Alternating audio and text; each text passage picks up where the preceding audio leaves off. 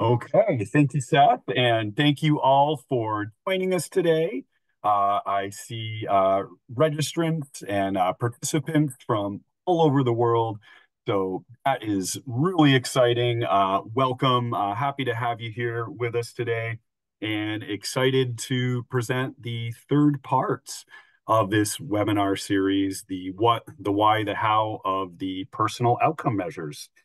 So we're going to start out with a poll today, and we want to find out, what do you know about personal outcome measures? So we're going to go ahead and launch this poll, and we'll give you about 30 seconds to respond and then share the results.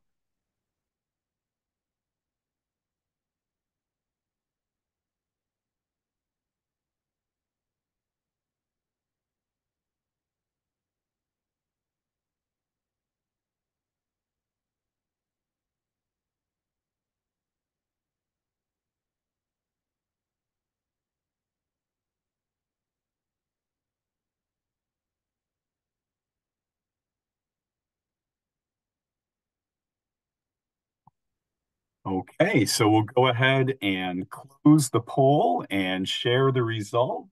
So we have a pretty broad variety of experience with us today. Some of you have used the tool successfully or been part of the conversations. Some of you have heard of the POM but never used it, and some of you are totally new. So whether you are just starting out or maybe just curious about the POM, or whether you are a pro, we hope that you find this webinar and this webinar series helpful. Okay.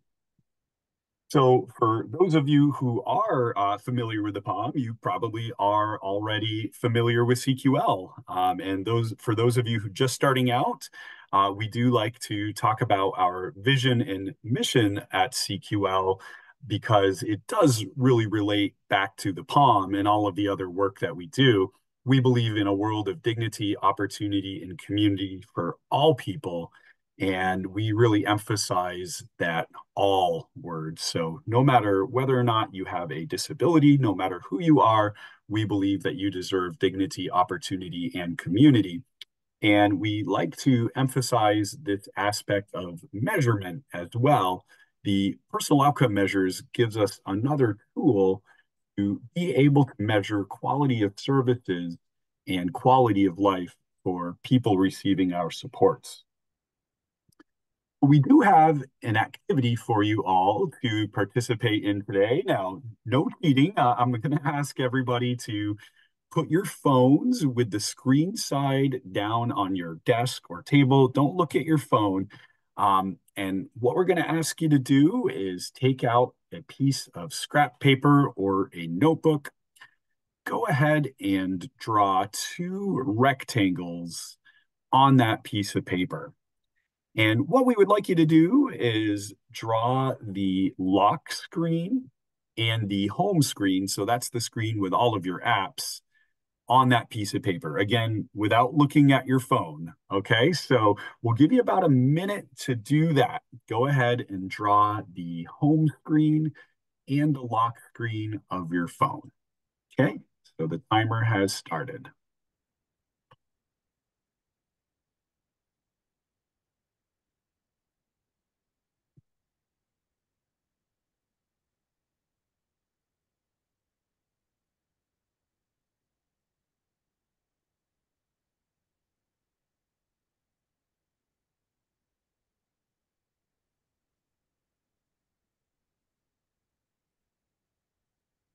Okay, 30 seconds left.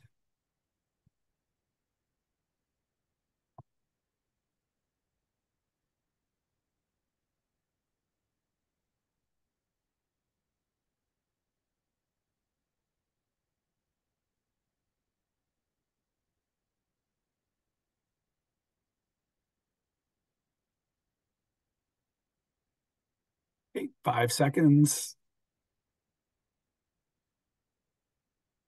Okay, pencils down. So how did you do with that? And if you'd like, you can use the Q&A box if you'd like to share how you think you did with that project. And you can go ahead and look at your phones now if you want to compare uh, what's actually on your phone with your drawings, if you'd like. So how do you think you did? And if you want to share, you can use the Q&A box. So see some responses coming in here. Pretty well. I can't draw, so terrible. I remembered my apps, but the drawings were not great. Semi okay. Stick figures. Okay, nice. Um, okay, pretty well. Just no background. Accurate. Okay. All right. So kind of a mixed bag there. All right. Um, so we do have some data at CQL. We really love data, and so we'll share some with you now.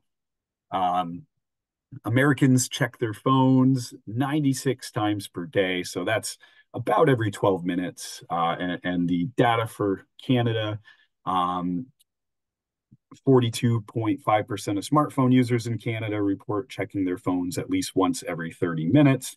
I do know we have some folks from other countries as well. We only have the data for the US and Canada, but regardless, I think we can all agree we are looking at our phones a lot. And when it comes time to draw them, it's hard to recall those details. So why is that? Well, when we use our phones, we all use muscle memory and it becomes a routine. We may not even be looking at what we are doing and we think we are paying attention. We need to be careful we are not working from muscle memory when we are supporting people. Being overly familiar with something or someone can cause us to overestimate our actual knowledge or information. And judging things to be familiar can cause us to ignore opportunities to observe, see, or learn.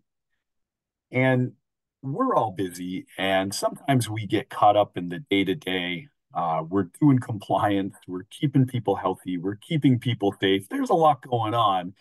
Sometimes we can miss those really important details. And people change too. So what somebody wants or what somebody's preferences are on one particular day may not be their preferences on the next day. The personal outcome measures gives us a tool to be able to find out and discover what's most important to people. It allows us an opportunity to just step back for even just an hour and a half and really make sure that we are capturing all of those really important details.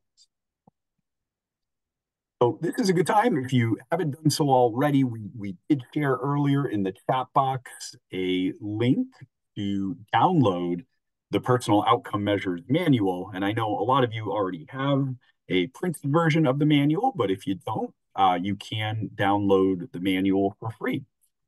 So we do have a list of our personal outcome measures. There are 21 with our factor areas, my human security, which is all about safety and health and rights, outcomes relating to community, so people using their environments, interacting with their community. We have outcomes about relationships and choices, and of course, goals. And so now we really want to get into how we actually use this tool to learn about people. The personal outcome measures require a process of learning, facilitating, and finally measuring. Which outcomes are present in the person's life, and how do we shape our supports to be responsive to those outcomes as they are defined by the person? And typically, this is going to be a three-part process. The personal outcome interview is grounded in meetings, conversations, and formal or informal interactions. Now, we sometimes use that term interview. I prefer the word conversation. It sounds a bit more casual and less intimidating. So it's the word that we try to use is conversation. By communicating directly with people, we can learn about individual priorities as well as personal desires and expectations. Many of us view ourselves as the authority or the expert, and at times it may be difficult to step back and acknowledge that we do not have all the answers. The person is the expert on his or her own life, and that's really what the conversation is all about, is understanding their definitions of each of the 21 personal outcome measures. Whatever the person identifies as important deserves our attention. We must avoid the temptation to judge what the person is saying as right or wrong, meaningful or senseless, reasonable or unreasonable. And the goal with these conversations really is to discover. We want to learn as much as possible through listening, observing, asking, discovering almost everything except for telling. And sometimes we don't get all of the information from people, and that's okay. Um, and so we are understanding the person's perspective, and then we are trying to understand how the supports are responding to people's outcomes as they define them. So after we speak with the person receiving supports, we're going to have a conversation with someone that knows that person well. This is typically going to be a staff member at your organization. And typically we do one follow-up, but we can do more than one. So more than one conversation with someone that knows the person well. Sometimes we will speak with a staff member that knows the person through one perspective. So that could be a somebody who supports them at a day program, or maybe it's somebody who supports them through employment. And they may not know everything about the person. They might only know them through that one perspective. And so sometimes we might have a couple of conversations with people that know that person well, just so we can get all of the information. And then finally, we start to measure. So we have a process of decision making where we use the evidence that we've collected. So all of the things that the person told us, all of the things that someone that knows the person well told us, all of the things that we observed, and we apply that evidence to the decision making criteria in the personal outcome measures manual. Let's dive in a little bit deeper now and talk about the conversation with the person receiving support. So the first thing that we need to do is schedule the conversation. And so when we schedule the conversation, we want to discuss the personal outcome measures with the person. We want to tell them what it's all about. There may be times where we will also speak with the person's legally authorized representative, such as a guardian or a substitute decision maker. We always want to involve the person, even if they have a guardian in place. We want to make sure that the person has been supported to review, understand, and sign an informed consent form before we start the conversation. We do have a number of tools and resources, which we'll talk about in a bit, that support us to explain this process to the person. And so as we are scheduling this conversation, there are a few things that we're going to need to find out. First, are there any communication support needs? So does the person have a device, some kind of assistive technology, augmentative communication that we're going to need to make sure is present during the conversation? And as much as possible, we really want to make sure that these conversations happen on the person's terms. So we're going to ask the person what their preferences are in terms of the when and the where. We also want to make sure that the person has privacy during the conversation. But we're going to schedule the conversations both with the person and someone that knows the person best.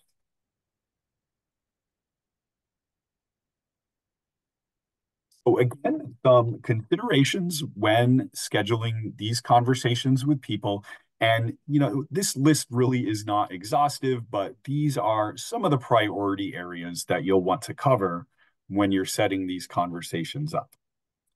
Okay, so we again want to be mindful of people's comfort level, and ensuring their comfort really is the priority during these conversations. If people are comfortable, they're going to be more willing to share. So we always want to ensure comfort. Again, the communication devices, the augmentative communication, we want to make sure that those are available and in good working order. Any special arrangements, any accommodation. One of the things to note is that having family members or others, staff members present during the conversation can sometimes yield a different result for the conversation with the person. Sometimes people might be less willing to share if a family member or a staff member is present. Sometimes, if someone else is present with the person, they may look to them to answer instead of sharing their own perspective. So, as much as possible, we do want to try to meet with people alone where there's privacy. If people have a preference that somebody is there with them to provide support, then that's okay. Okay. So again, we have developed a number of resources over the years to support the personal outcome measures, to support effective communication and effective conversations. One of those documents is the Personal Outcomes Overview Guide. And this is available from CQL's website. We're going to go ahead and share the link. And CQL has developed this free overview of the POM to enhance the accessibility and understanding of POM for people receiving supports as well as their stakeholders. It takes pieces of the full POM and clarifies them by using plain language and pictures. So this document is a great way to explain the process to the person that you're having a conversation with and those that know them well. I also want to mention that some of the resources have been translated into Spanish as well.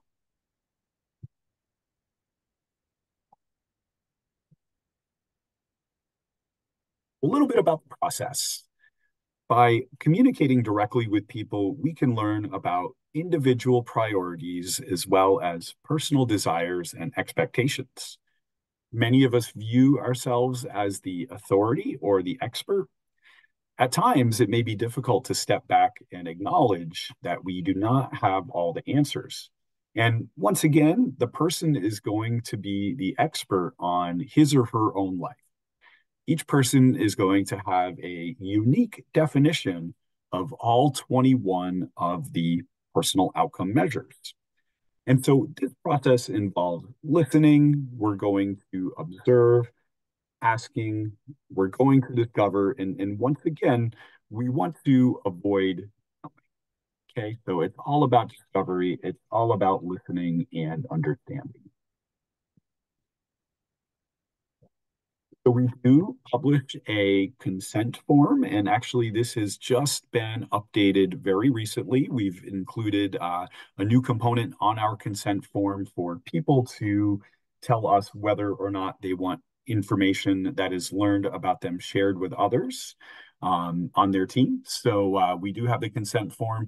We'll link that in the chat box so you can go ahead and download the consent form as well. So prior to having any of these conversations, doing a personal outcome measures conversation with a person, we do want to make sure that we are supporting them to provide truly informed consent. Okay, and finally, a little snippet here from the Personal Outcome Measures Manual. Using the Personal Outcome Measures Manual is a critical part of this process. Now, the book does contain suggested questions for the conversation with the person. It contains suggested questions for those that know the person well. And our decision-making criteria is also included in the book. So it's very important that we're using our book throughout the process. And we do have suggested questions for understanding and finding out how people define their outcomes and what their current situation looks like. So you'll see this list of suggested questions on page 94. It is important to know that the goal here is not to ask all of these questions that are on this list. Okay. So this is not a script. These are the types of questions that we should be asking. They're not always the questions that we should be asking.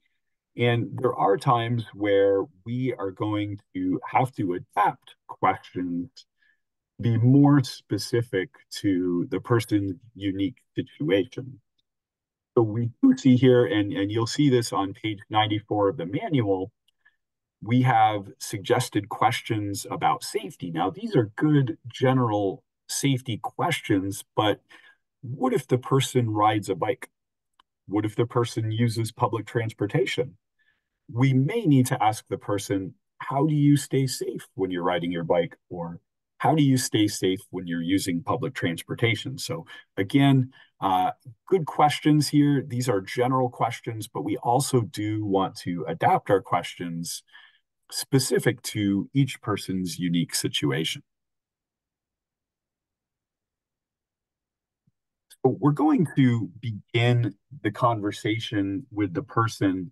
And again, by this point, we or somebody else will have already explained the personal outcome measures to the person. But when we get started with that conversation, when we first meet them, we want to explain it again and we want to see, do they have any questions? Do they still want to talk to us? Do they still want to participate? So this is a good way to get started. Once again, showing the person a list or the outcomes overview guide and reviewing that with them so that they can gain some understanding of what the personal outcome measures are. We're going to ask at the beginning of the conversation and then throughout the conversation as well if the person is comfortable or do they need anything to be more comfortable. It's important that throughout the conversation, we are offering breaks and checking in with the person to make sure that they're okay. We always like to tell the person that this is not a test and there are no right or wrong answers. And once again, the person is going to be the expert on their life. We also want to let the person know that they do not have to answer any questions and that they can end the interview at any time. So again, making this conversation as much on the person's terms as we possibly can. We do have an example of what you might say when you first meet the person. So we're going to introduce ourselves. We're going to thank them for taking the time to meet with us today.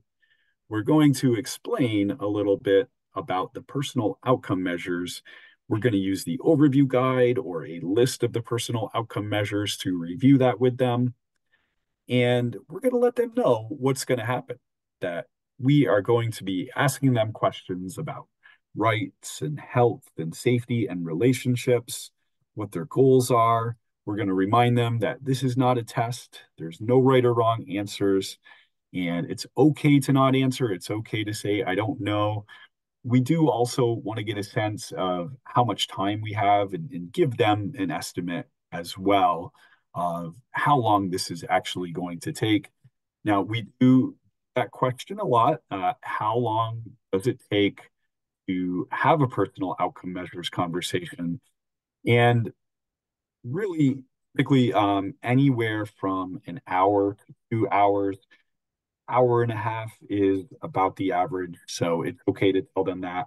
But if you give them a certain amount of time, make sure you stick to that. Make sure that you are respectful of people's time.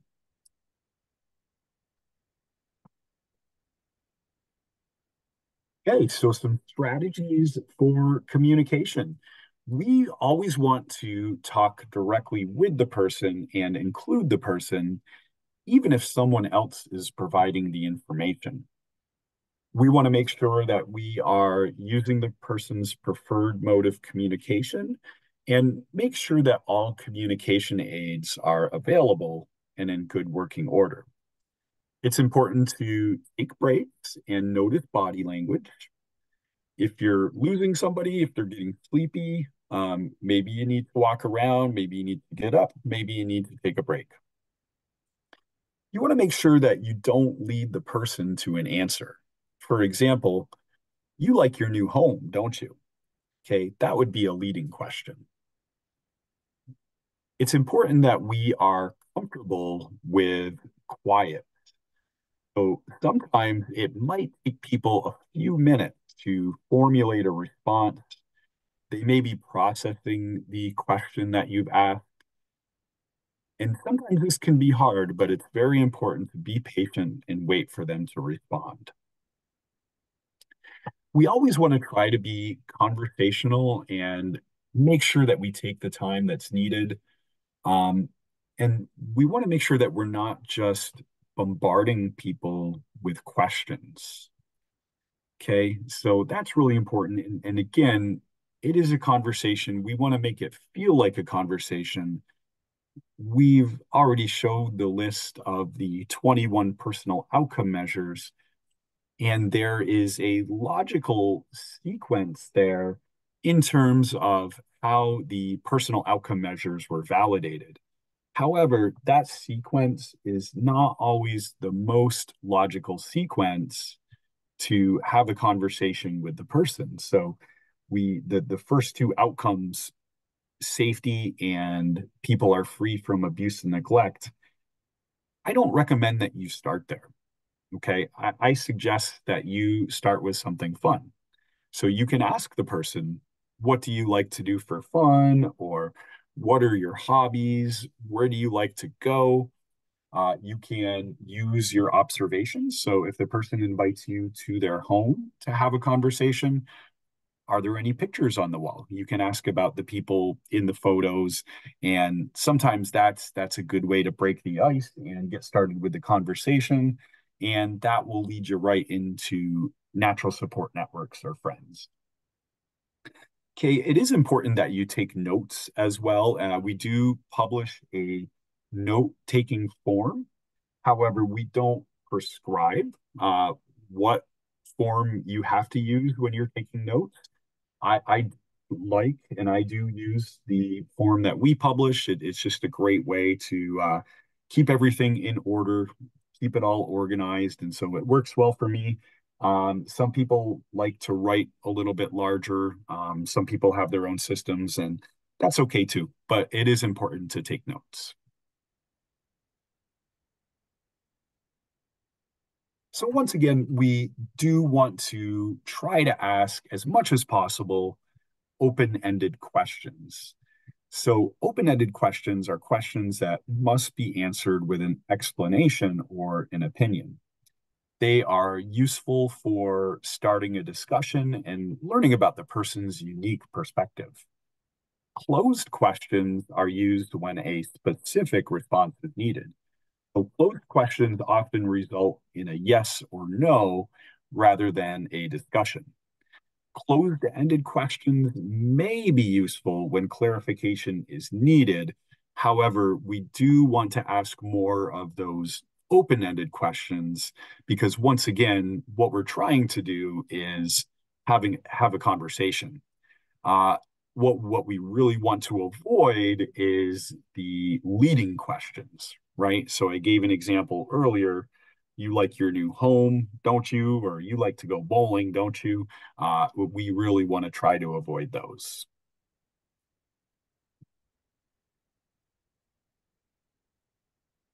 Okay, so some strategies for communication. And this is really for all people, but we do get asked quite often, and we'll talk about this a little bit more. How do we have these conversations with people who do not use words to communicate? So again, these are general strategies. These are strategies that we would use with all people, but particularly important if people are not using words or using some other form of communication. So some strategies there: making eye contact, common language, be mindful of body language. Sometimes I've done personal outcome measures conversations by writing back and forth with a person. Um, Using those visual cues can be really helpful as well. I mentioned the pictures, but objects. Maybe the person has trophies, or maybe they have a large collection of video games or something in their environment that you can talk about. And it might give you some clues as to what the person defines as most important. But once again, we use the personal outcome measures with all people. Okay. And it is important to recognize that all people communicate. So some people might communicate with words in our language. Some people might communicate with a different language. Some people might use sign or a device or pictures.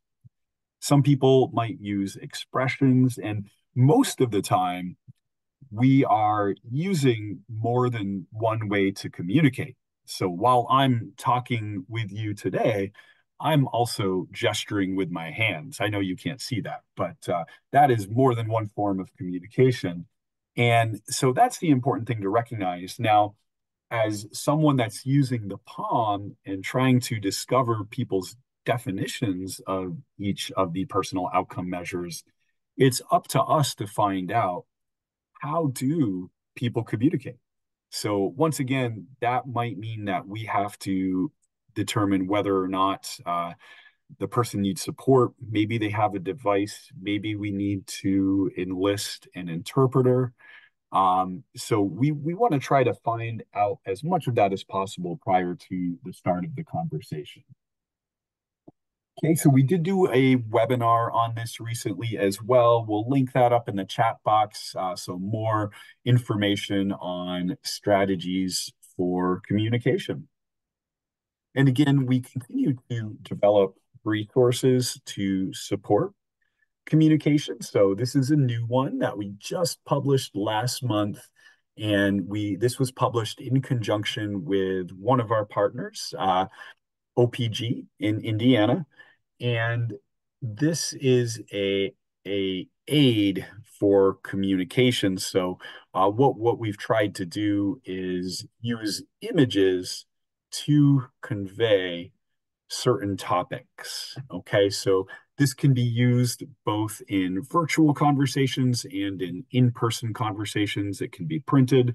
So lots of nice images there. And then there is a response bar at the bottom where the person can indicate thumbs up, thumbs down, plus, minus, or no, or questions. And so again, this is just another aid to support communication. We can use this for all people, but it is particularly helpful for people who communicate differently. Okay, so again, just to kind of wrap things up here, some tips to summarize. We want to focus on those open-ended questions, use our closed-ended questions only to clarify, give people lots of time to answer and avoid those leading questions, and then use all of those active listening skills, including summarizing, to ensure that we've understood. Once again, use your book, use your personal outcome measures manual. That is really the best guide for having a successful conversation. And once again, we mentioned this before, that we are discovering, we are collecting evidence in order to be able to measure later on. And So we're going to have information that the person told us. We're going to have information from someone that knows the person well. And we're also going to have some observations. Now, there's a lot that we can observe in somebody's environment. Okay. We want to use all of our senses. And that really is going to start the minute that you walk up to somebody's home. Okay. When you knock on that door, who answers? When they open the door, what do you hear? What do you see? What do you smell? Okay. All of that is good information that's going to give you some clues. You may be able to see how the person interacts with their environment at the home. Are things adapted for them? Are there any rights that are limited? Again, the family photos. Do people have objects in their environment that can give you some indication what they're interested in? Okay, so all of that is going to be good information that's going to help us to understand how people define their outcomes. All right, so it is always best to meet with people in person on their terms. Um, that is always going to be the best way. There are going to be times, and we do use this quite effectively here at CQL, when we need to interview people virtually. So using a virtual meeting platform such as Zoom or Teams. It does work. Again, in person is always best, but the virtual meeting platforms work pretty well too. When we are meeting with people virtually, we're going to do all of the same things that we did when we were meeting in person, but we do need to take some additional steps because we're a little bit more limited, right? So, again, we want to make sure that there's privacy. We want to make sure that the person is comfortable. Sometimes it can be a little bit more challenging to read the person. Are they still with us? Are they looking sleepy, or are we losing them, right? So we have to be extra attentive to that. And when we're meeting virtually, it's not always possible to observe the entire environment. So we sometimes need to make sure and take some extra steps to ensure that people have privacy during our conversation. Okay, so after we have met with the person, we're going to have a conversation with someone that knows the person well. Now, once again, and I think I've said it a few times now, but it's important that we repeat this. Use your book. Okay. So we do have some suggested questions for those that know the person well. Those start on page 99 of your personal outcome measures manual. So make sure you use those. Once again, types of questions you should be asking, but not a script. You probably will have to adapt them based on the person's unique situation. Okay, so what are we trying to accomplish during this conversation with someone that knows the person well? Once again, discovery. So we are collecting information, and really what we're trying to find out is, does the organization know the person's definition of the outcome, and how are they supporting that outcome as the person defines it? Okay, are those supports robust? So that's what we're trying to learn. And we're going to follow all of those same best practices that we did with the person. So, thinking about comfort, thinking about privacy, we still want to explain the process. And whenever possible, we do want to try to select a person that knows the whole person well. Now, this is not always possible. And as I mentioned previously, you may need to have a conversation with more than one person, and that's okay. But if you can find somebody that knows the whole person well, that's going to be your best bet. Okay, so we're covering all of the outcomes. We're going to have that conversation with someone that knows the person well to try to see how the organization is supporting all of the person's outcomes. And it's okay to provide some general information about the personal outcome measures. So again, explaining the process, but please keep in mind that this is not the time to answer questions about what the person told you. Okay. So the purpose of this is not to make recommendations or tell someone who knows the person best about what the person said. Now, you can have a process for that later on, but the first thing that you need to do is discovery. Okay. So once again, conversation with someone that knows the person best. This is not time to share information. Okay. So few things that we don't want to do, and that's one of them, right? This is not the time to share information, make recommendations, disclose what the person told us.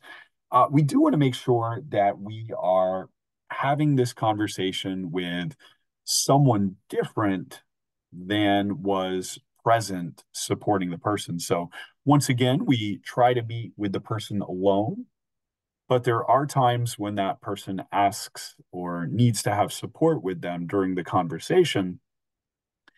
And we want to make sure that it's not the same person, that we are having this conversation with someone who knows the person best with. Okay. It needs to be someone different. Okay.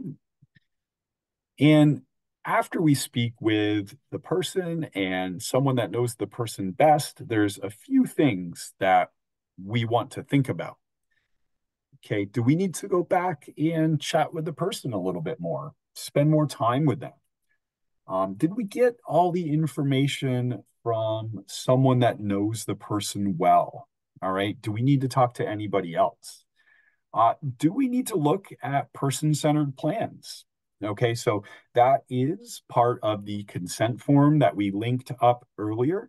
The person can say yes or no to that to allow us to look at their book as part of the conversation. Now, I will say we don't always look at the person's book.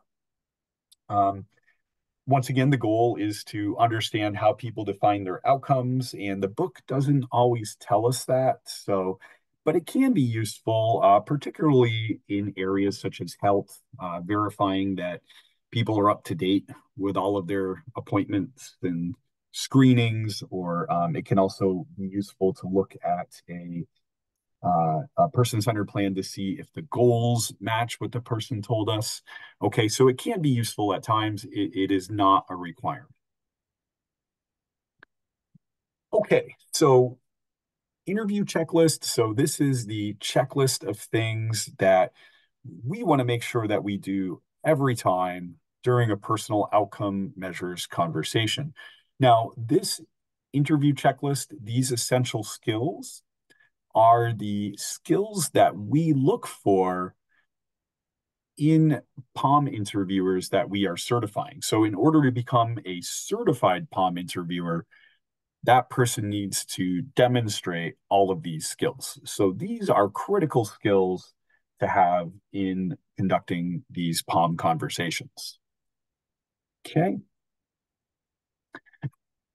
All right. So, finally, our third step of the process is decision making. So, we've had a conversation with the person, those that know them well. We've made observations. Maybe we've looked at their book. We have lots of information, and now it's time to measure. Okay, so once again, this is probably the fourth or fifth time I've said it. Use your book. This is going to be extra critical here in making decisions, deciding whether outcomes and supports are present or an opportunity. So there are specific decision-making criteria for each one of the outcomes and supports. Okay, so I'm going to repeat that: specific decision-making criteria for each one of the outcomes and supports. So you have to go into your book and you can see it's typically going to be the third page of each outcome section. We're going to have this criteria that we apply to the evidence that we've collected. So we go through each one of those. For example, for people perform different social roles. Does the person have a social role? Yes or no? Does the person fill a variety of social roles? Yes or no? Is the person satisfied with the type of social roles they have? Okay. And so what we'll do is we get to this exclamation point and it'll say if the answers to 16.1, 16.2, and 16.3 are yes, the outcome is present. So that tells us we would have had to answer yes to all three of those questions in order to say that the outcome is present. Okay. So that's how we measure. That's how we decide whether outcomes and supports are present or are they an opportunity to continue to support the person to build in that area? Okay, so again, specific decision-making criteria. Now, we want to review some of the general concepts in decision-making because this is really important as well.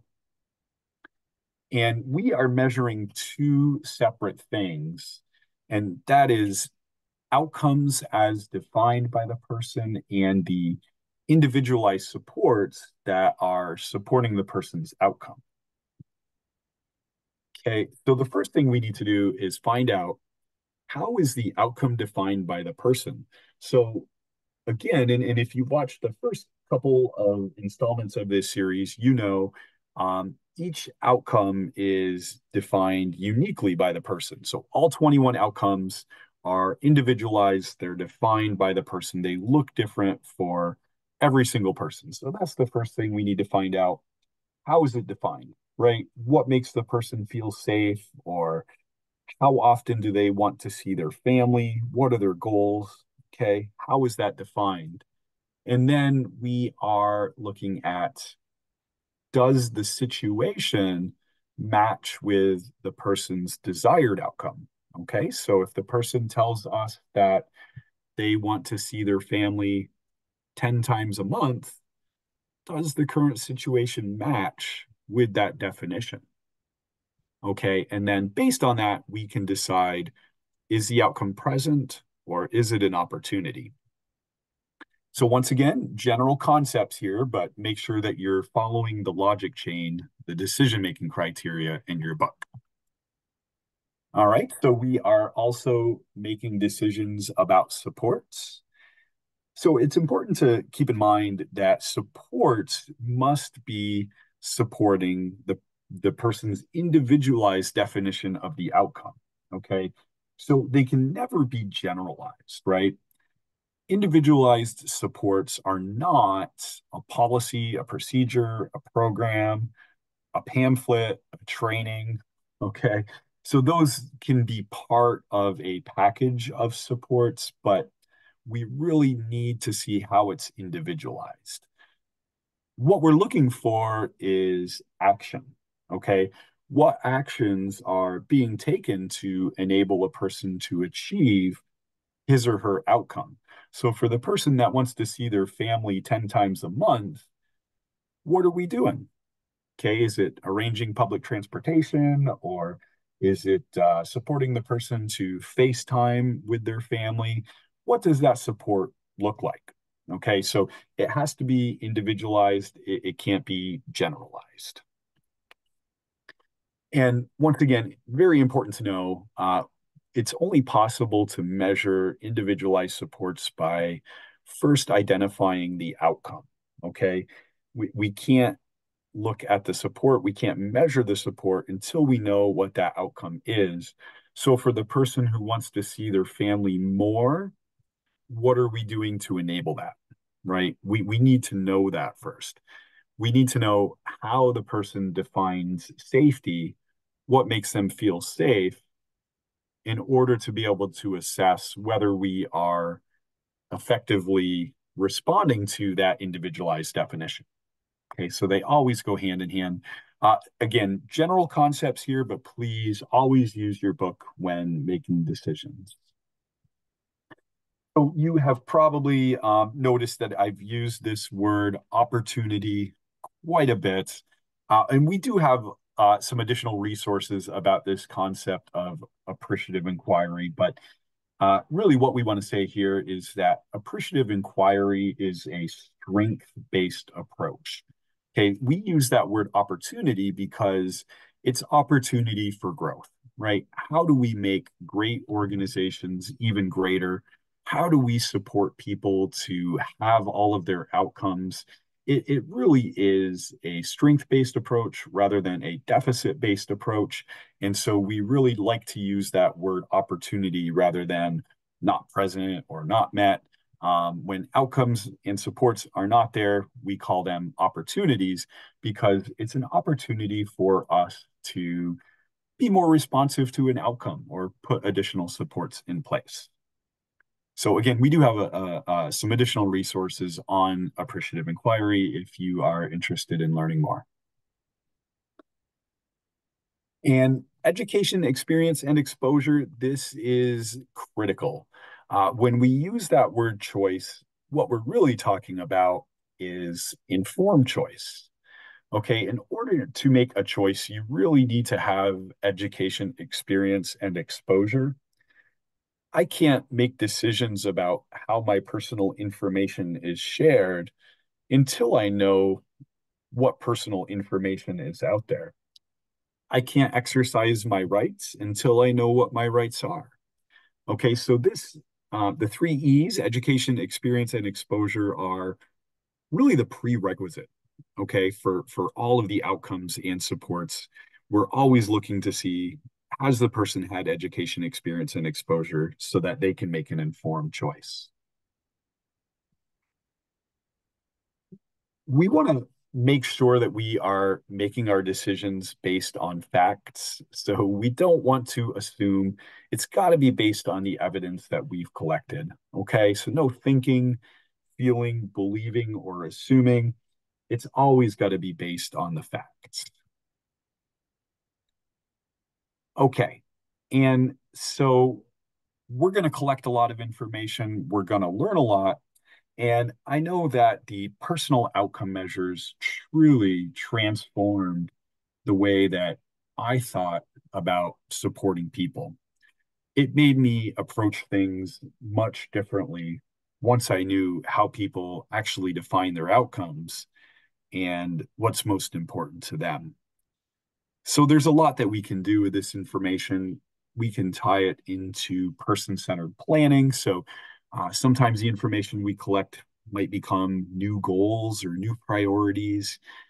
We can use this information. We can collect aggregate data and design services and supports. We can tie it back into our organizational quality management system. So it's a great way to learn where are our strengths and where are our opportunities as organizations to grow or allocate some different resources.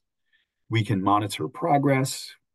We typically have some success stories as a result of these conversations, but it gives us a wealth of information to be able to support people in a way that is defined by them, in a way that is responsive to them. Okay, so that is just about it. A couple more things to mention. We do take a lot of pride in the aspect of partnership. So at the Council on Quality and Leadership, we do accreditation, training, certification, research, consultation. We've been sharing links throughout this webinar today. We publish a ton of free resources, so check those out. Articles, newsletters, our capstones, guides, manuals, webinars. There is a ton of great stuff on our website. So definitely check those out. Sign up to receive our communications. And we do offer some paid trainings as well. So we have some personal outcome measures trainings coming up. So if you want to learn more about the personal outcome measures, there's some opportunities to really go in depth and learn how to use this tool to truly understand how people define their outcomes and how we can be responsive to those outcomes. So check those out. We have multiple opportunities coming up. And if you really want to take it to the next level, there is a way to become certified in the personal outcome measures as well. So we have a page on our website about that, and there's an email that you can get in touch with if you have questions about personal outcome measure certification. You can be the expert at your organization. Okay, we have a number of virtual trainings coming up in 2024 as well. These are really exciting, so check those out. Okay, again, a ton of resources on a variety of topics. Definitely check out all of the webinars that we have archived on our website and upcoming, all of the newsletters that we've published. And there is a sign up on our website as well, so you can get CQL emails. Always be the first to know about all the cool stuff that we are sharing. I promise you, we will not spam you. We do have all of our social media channels as well, Facebook, um, the one formerly known as Twitter, YouTube, and LinkedIn. And feel free to reach out as well. So I think we got a couple minutes here, Seth. See if we have any questions. Okay, so Matt asks if I do an interview and the person I am interviewing is at home at the time, is it okay to have a family member help them? Um, Matt, it's always best to meet with the person alone. There may be times when that person requests to have a family member there, and that's certainly okay. We just need to keep in mind if a family member is present, then the person's answer may be affected by that. So you just have to consider that in the information that you collect. Okay, and so can we proceed with the conversations with the person if their legal representative has not given the consent form or does not approve? Um, I would say probably not. If the person has a legal guardian and they don't want you to do it, I think you're legally bound by that. So I would have to say no. If you have the previous consent on file for someone, does a new consent need to be updated? Yeah, I think in general, we want to make sure that consent isn't a blanket permission that's lasts forever. So I think every time you do a personal outcome measures conversation, you should obtain a new consent form. People's preferences change, and even if they still want to have the conversation, maybe they don't want you to enter the information in the computer, or maybe not share it with their team. So as a best practice, yeah, absolutely, you get a updated consent form. Connection between outcomes and goals. Does there need to be a direct correlation between outcomes and personal goals? Well, outcomes and personal goals, so people's outcomes can be goals, but that's not always the case. Sometimes people will have an outcome about relationships. Maybe they want to have a relationship, or maybe somebody has an outcome about choosing where to live. They want to get their own apartment. That can certainly be a goal.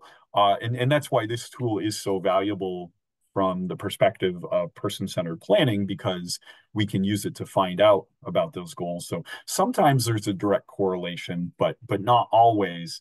And what we learn doesn't always have to go into the person-centered plan either. Okay, so if a person you are interviewing is saying yes over and over just out of the expectation or habit, but you know there may be more there. How do you encourage them to open up? Yeah, great question. And that's why we really encourage you to use open-ended questions as much as possible. Or ask the question in a different way, use a different strategy. But yeah, the open-ended questions generally work pretty effectively in getting people to open up. Okay. Options for consent. Okay, so if it's okay with the care manager, but parent or guardian is no. Yeah, it does get tricky with guardians. Now, a parent, if they're not the legal guardian, then they may not have the legal authority if the person is over 18. But generally, if a guardian says no, and look at your guardianship paperwork, check out the laws of your state or province or country. But generally, that means it's going to be no. The laws vary from place to place, and I'm not an expert on all places, but a lot of times that does mean it's going to be a no. Let's see. Okay, so can behavior intervention specialists train us to communicate with people who communicate differently? Um, yeah, in good question about people who communicate differently. Um, Check out our webinar. We do have a lot of information that we shared during that webinar. We linked it up. And really what we like to say is there's no magical solution for people who communicate differently. It really is all of the above, using all of the strategies and resources that we have available to truly understand how that person is defining their outcomes.